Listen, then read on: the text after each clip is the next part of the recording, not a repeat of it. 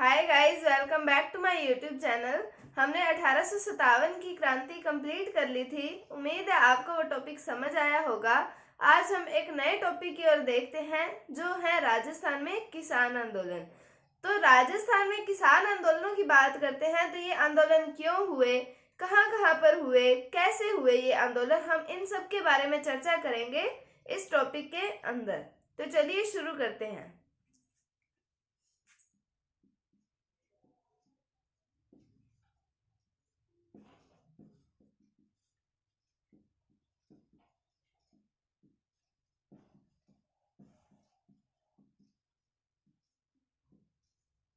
तो किसान आंदोलन है तो मतलब किसानों के द्वारा आंदोलन किया गया।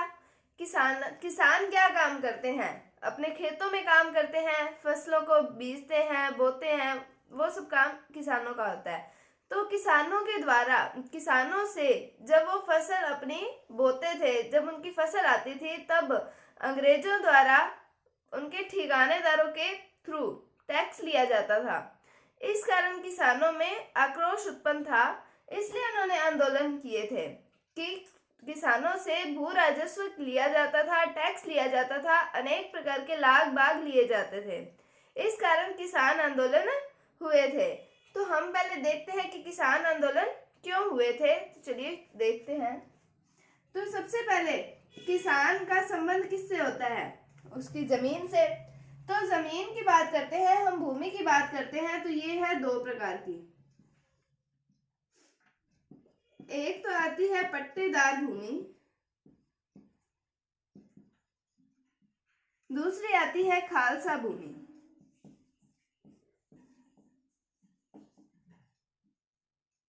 खालसा भूमि वो होती है जिस पर सरकार का सीधा नियंत्रण होता है। मतलब इस भूमि पे कोई भी फसल बीजी जाएगी, कोई भी उत्पाद प्राप्त होगा अगर इस भूमि से, तो उसका टैक्स सीधा सीधा सरकार के पास जाएगा। मतलब सेंट्रल गवर्नमेंट के पास ही जाता है। अगर ये स्टेट गवर्नमेंट के अंदर में है तो स्टेट गवर्नमेंट के पास उसका टैक्स जाएगा और फिर उसके थ्रू सेंट्रल गवर्नमेंट के पास टैक्स जाएगा।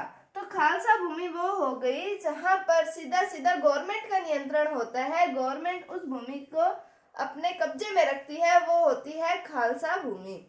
फिर हम बात करते हैं पट्टेदार भूमि। ये भूमि जो होती है वो किसानों के पास होती है और किसानों के ऊपर बैठा होता है ठेकेदार। तो ठेकेदारों के द्वारा टैक्स लिया जाता था किसानों से। कैसे टैक्स लिया जाता था? पट्टेदार भूमि जो होती थी उस पर 50% भू राजस्व कर लिया जाता था। 50% भू राजस्व कर लिया जाता था पट्टेदार भूमि पर। फिर हम बात करते हैं कि इस भूमि पर जो किसान खेती करता था तो उससे लाग और बाग लिया जाता था, लाग बाग वसूल किया जाता था।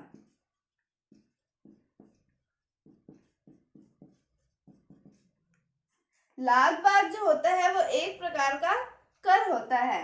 क्या होता है लाग बाग? एक प्रकार का कर होता है। तो हमने पढ़ा किसान आंदोलनों के बारे में, पढ़ रहे हैं किसानों का सीधा कांटेक्ट किससे है, मतलब ही किसानों का किससे है? उनकी जमीन से। तो पहले हम भूमि के प्रकार पढ़े कि पट्टेदार भूमि है और खालसा भूमि है। खालसा भूमि पर गवर्नमेंट का नियंत्रण है, तो उसके बारे में तो हमने क्या ही देखना, वो तो सीधा टैक्स गवर्नमेंट के पास जाएगा। जो यहाँ पर किसानों से टैक्स लिया जाता था पट्टेदार भूमि पर, तो वो 50% भू राजस्व कर लिया जाता था किसानों से और लाग बाग वसूल किया जाता था। और लाग बाग एक प्रकार का कर है, इसके अंदर भी कई कैटेगरीज आती हैं। तो हम पहले पढ़ते हैं प्रमुख लाग बाग जो थे उनके बारे में।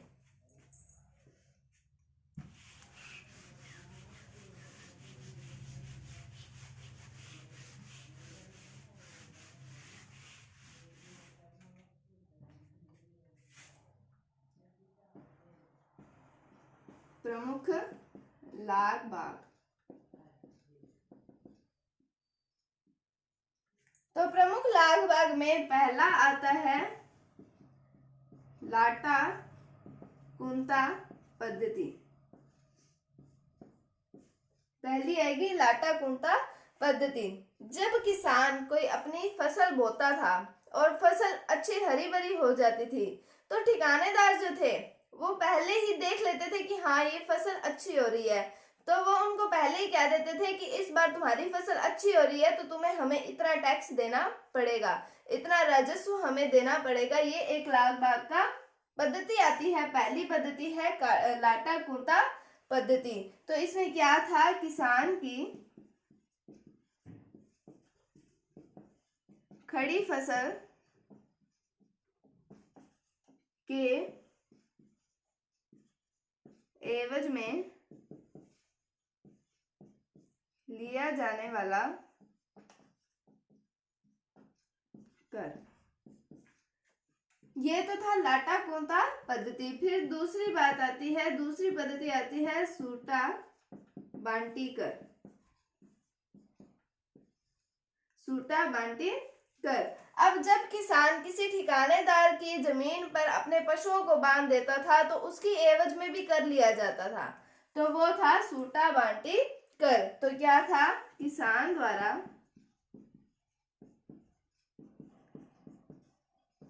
ठिकानेदार की जमीन पर पशु बांधने के एवज में लिया जाने वाला कर, ये था सूटा बांटी कर। अब तीसरा कर आता है चमरी कर। चमरी कर क्या था कि किसान द्वारा अपनी पुत्री के विवाह में 5 रुपए कर के रूप में दिए जाते थे, तो ये था चमरी कर। तो क्या था, किसान द्वारा पुत्री के विवाह के अवसर पर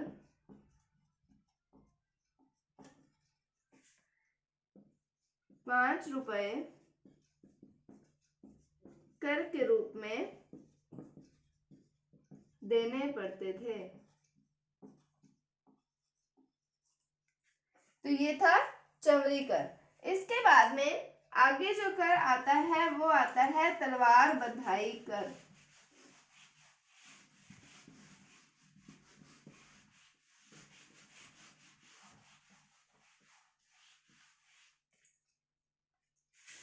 चौथे कर का नाम क्या आता है, तलवार बंधाई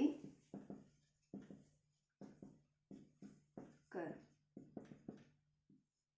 जब कोई ठिकानेदार चेंज होता था या नया ठिकानेदार आता था, तो जब वो गद्दी पर बैठता था तो उस एवज में भी कर दिया जाता था। तो ये था तलवार बंधाई कर। क्या है तलवार बंधाई कर, नए ठिकानेदार के गद्दी पर बैठने के एवज में लिया जाने वाला कर।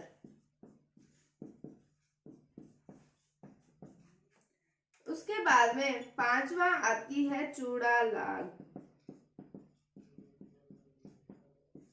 अब चूड़ा लाग क्या थी कि किसी ठिकानेदार की जो पत्नी है, अगर वो नया चूड़ा पहनती थी तो उस एवज में भी कर दिया जाता था।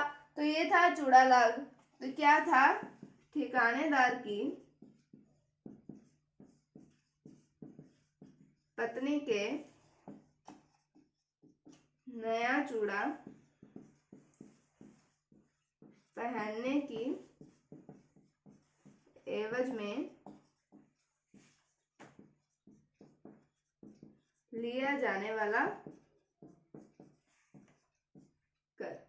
अब पत्नी आ गई तो ठिकानेदार के बेटे का भी तो आना चाहिए, तो उसके लिए भी कर आता है। एक नाम आता है कुंवर जी केलवा।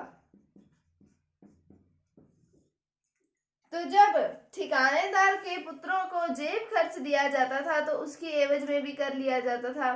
तो ये था कुंवर जी केलवा। तो क्या है, ठिकानेदार के पुत्रों की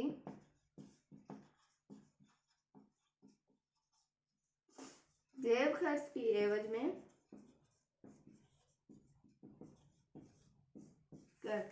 अब ये सारे बिना मतलब के कर हैं कि अगर ठिकानेदार की पत्नी ने नया चूड़ा पहन लिया तो उसकी एवज में कर, क्यों, किसानों को क्या पेनल्टी है, हैं? और अगर ठिकानेदार के पुत्रों को पॉकेट मनी दे रहे हैं तो उसकी एवज में भी कर।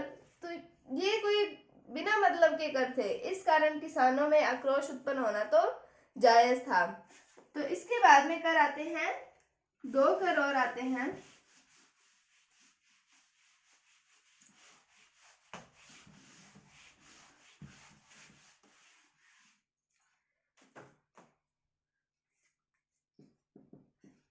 फिर आता है जाजम कर या जाजम लाग भी इसको बोलते हैं। तो ये क्या था कि ठिकानेदार के यहाँ अगर नए कालीन बिछाए जाते थे तो उसकी एवज में भी कर दिया जाता था। ये था जाजम कर। तो क्या है, ठिकानेदार के यहाँ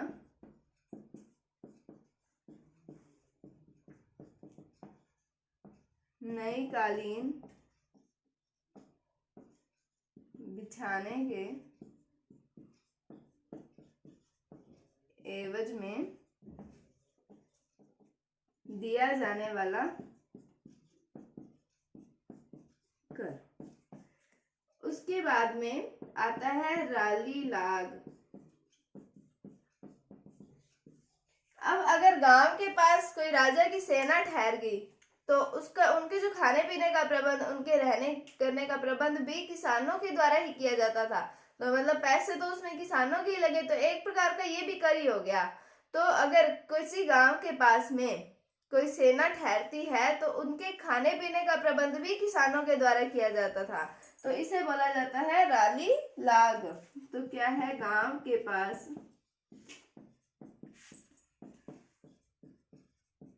सेना के ठहरने पर उनके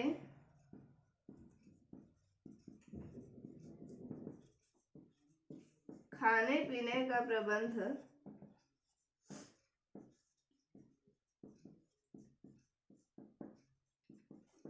किसानों द्वारा किया जाता था।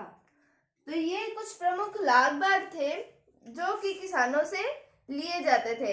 इस कारण किसानों में जो था आक्रोश उत्पन्न था, तो उन्होंने वो कहीं पर बैठ के मीटिंग करते थे या क्या अपनी बातचीत करते थे एक दूसरे के साथ में, और फिर वो बात अपनी राजा तक पहुंचाई जाती थी।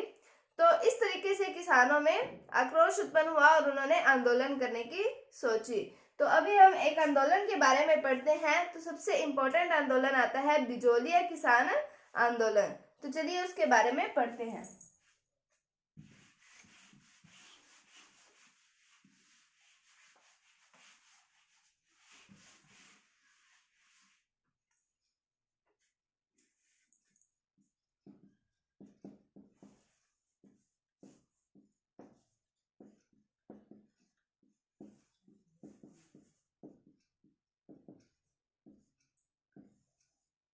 जो बिजोलिया है, बिजोलिया स्थान जो है वो वर्तमान भीलवाड़ा में पड़ता है।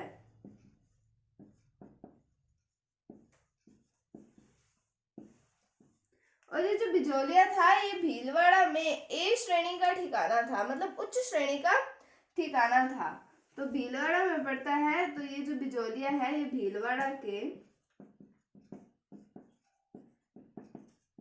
ए श्रेणी का ठिकाना था। बिजोलिया का एक प्राचीन नाम भी आता है, वो आता है विजयावली।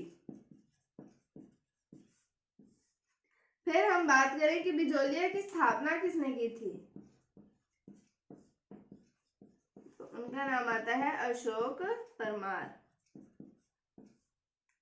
फिर हम बात करते हैं कि अगर बिजोलिया और भैंसरोडगढ़, इनके बीच में एक क्षेत्र आता है, इनके मध्य भाग को कहा जाता है ऊपरमाल। ऊपरमाल कहा जाता है। और बिजोलिया शिलालेख में ऊपरमाल को कहा गया है उत्तम माद्री। उत्तम माद्री कहा गया है। फिर हम अगर अशोक परमार की बात करते हैं कि इन्होंने स्थापना कैसे की। तो राणा सांगा के बारे में जब हमने पढ़ा था तब हमने पढ़ा था कि 1527 ईस्वी में हुआ था खानवा का युद्ध। तो उस युद्ध के अंदर राणा सांगा के द्वारा पाती पेरवन युद्ध पद्धति अपनाई गई थी, जिसके तहत अशोक परमार ने उनकी की थी सहायता पाती पेरवन पद्धति के तहत। तो अशोक परमार की वीरता से प्रसन्न होकर राणा सांगा ने इन्हें ऊपर माल का क्षेत्र दे दिया था।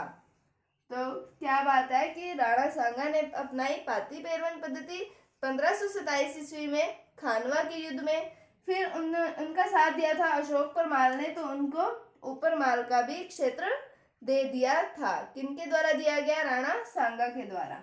फिर बिजोलिया में जो सर्वाधिक किसानों की जाति रहती थी वो थी धाकड़ जाति। तो धाकड़ जाति के लोग निवास करते थे कहाँ पर? बिजोलिया में। तो हमने पढ़ा वर्तमान भीलवाड़ा में है। ए श्रेणी का ठिकाना था। प्राचीन नाम विजयावली।